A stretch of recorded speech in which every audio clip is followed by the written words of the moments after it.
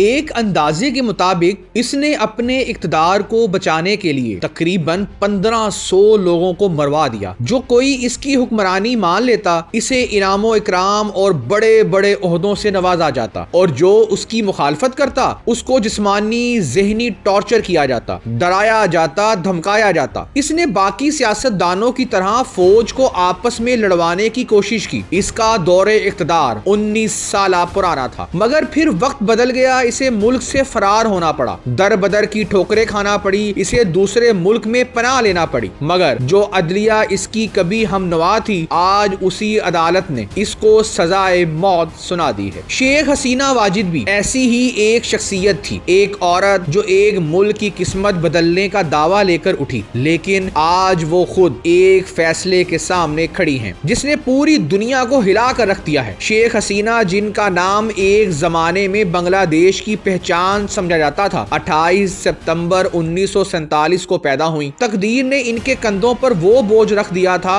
وہ شیخ مجیب الرحمان کی بیٹی تھی، وہی شیخ مجیب الرحمان جو بنگلہ دیش کے بانی کہلائے۔ مگر شاید حکومت اور اقتدار ہمیشہ خوشیاں نہیں لاتا، کیونکہ 1975 میں ان کے والد، ان کی والدہ اور ان کے خاندان کے بیشتر افراد کو بے دردی سے قتل کر دیا گیا۔ حسینہ اس وقت ملک میں نہیں تھی، اور یہی ان کی زندگی کا پہلا بڑا صدمہ تھا جو ان کی سیاسی شناخت کی بنیاد بھی بنا۔ جلا وطنی کے سال، جدائی، درد اور انتظار کے سال، مگر وہ خاموش نہیں رہی۔ 1981 میں وطن واپس آئیں اور عوامی لیگ کی قیادت سنبھالی۔ ان کے بارے میں کہا جاتا ہے کہ وہ صرف سیاستدان نہیں تھی، وہ اپنے والد کی وراثت سنبھالنے نکلی ہوئی ایک لڑاکا بیٹی تھی۔ 1996 میں وہ پہلی بار وزیر اعظم بنی، 5 سال تک وہ ملک چلاتی رہی، پھر اقتدار ہاتھ سے نکل گیا، لیکن حسینہ کی سیاست ختم نہیں ہوئی، وہ تھمی نہیں، وہ رکی نہیں، وہ لڑتی رہی، اور 2009 میں وہ پھر اقتدار میں آئی، اور اس بار اتنی مضبوطی سے آئی کہ 15 سال تک مسلسل حکومت کرتی رہی۔ ان کے دور میں بنگلہ دیش نے ترقی دیکھی، کپڑے کی صنعت نے عالمی سطح پر قدم جمایا، پل بنے، سڑکیں بنی، بجلی کے منصوبے لگے۔ ان کے چاہنے والے کہتے ہیں کہ وہ ترقی کی ضمانت تھی، مگر ہر روشن تصویر کا ایک سایہ بھی ہوتا ہے، اور حسینہ کے دور میں یہ سایہ گہرا ہوتا گیا۔ ان پر یہ الزام لگتا رہا کہ وہ اپنے سیاسی مخالفین کو